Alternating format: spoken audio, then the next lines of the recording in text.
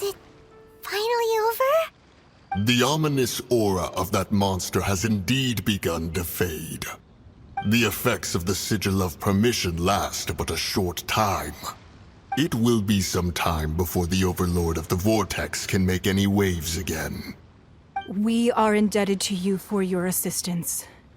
If the Adepti hadn't happened to be here, the future of Liyue Harbor would surely have been in great jeopardy. Save your flattery. We didn't just happen to be here.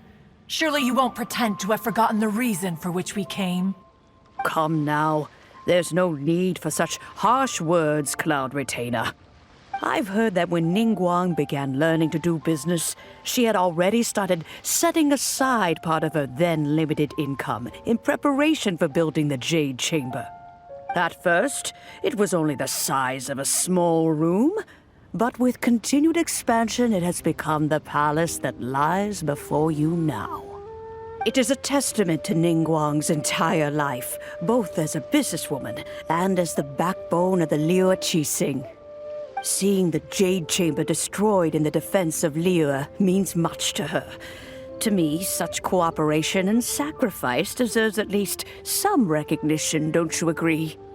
Well, I was really hoping you would say that such sacrifice could at least be used as some leverage in our negotiations.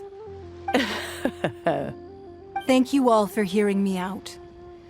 We know very well why the Adepti came here today. But please forgive us. We cannot yield to your wishes. Oh? 3,700 years. According to our records, the Adepti signed a contract with Rex Lapis to protect Liyue 3,700 years ago. Even to this very day, Liyue and its lands have stood the test of time, immovable as stone, just as it was thousands of years before. This is truly no small feat. But that does not mean that the Liyue of today is the same city as it was all those years ago. Do not merely cast your protective gaze upon the land. Instead, focus your sights on our city and each of the citizens that dwell within it. Are you questioning our means of protecting Liyue? I mean no offense. I simply hope that our Adepti forebears would see Liyue in a new light. Forebears, you say? One doubts you would be fit to be part of such a lineage. This morning, Rex Lapis appeared to me in a dream. What? In the dream, I yearned to tell him that we Qixing, though mortal, are equally bound to the contract. Each passing generation of the Qixing leaves many things of value to be inherited by the next generation. I also thought to tell him how the past generations of Qixing had strove under his rule to survive in our mortal world, establishing a network of contracts which has since come to be known as trade. But I dared not speak. I could only gaze at him in silence until the moment I awoke. Oh, Ningguang. Yet another perspective. What are you trying to say, Outlander?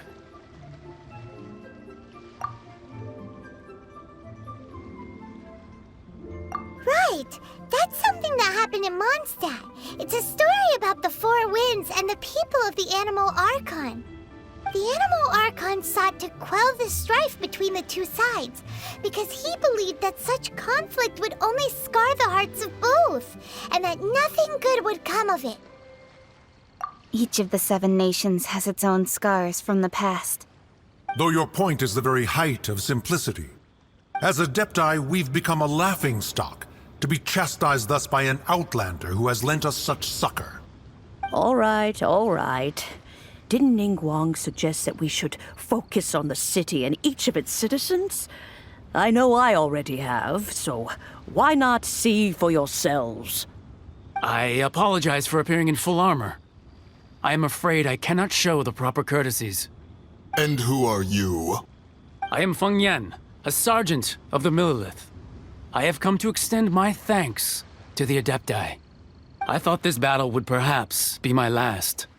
But thanks to the aid of the Adepti, Our forces were not as badly battered as I feared we might be. Although I am a mere mortal soldier, I promise to hold the line and never betray the grace given to us by the illuminated Adepti this day. Huh? Why does everyone look so down?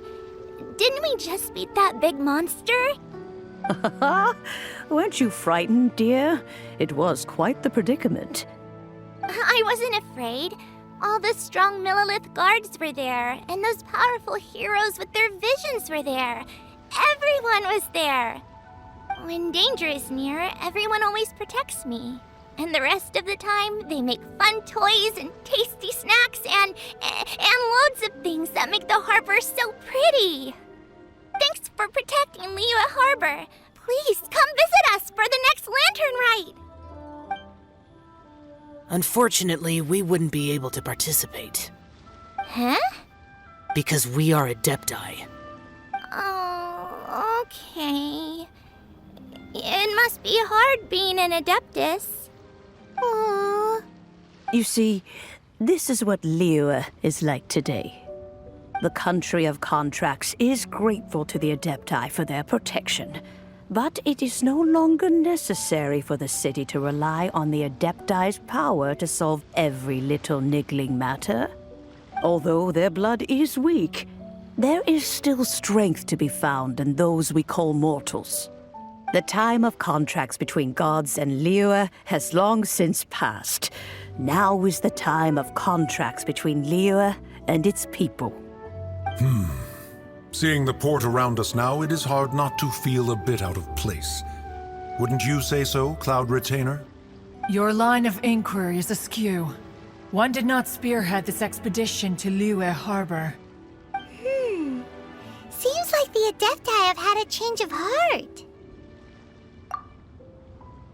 Let us return now. Eager to leave, Conqueror of Demons. Yes, one understands what the Conqueror of Demons means.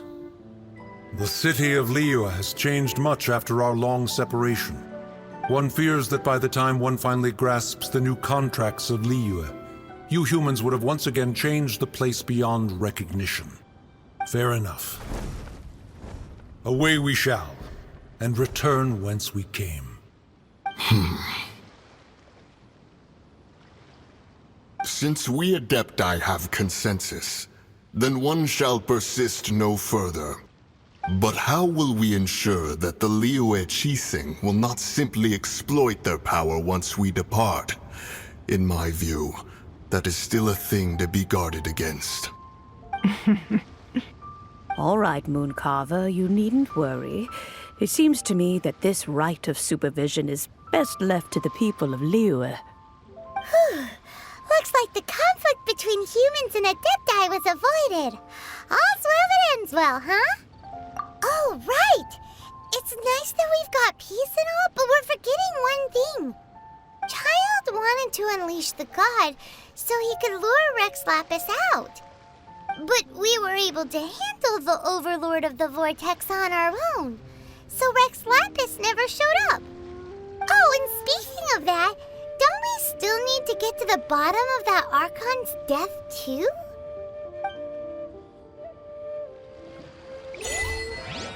Paimon doesn't get it. But isn't the strongest lead we have the Adepti-less rite of parting that we're organizing? No idea where Zhang Li's gone. Let's ask for him at Wang Shem Funeral Parlor.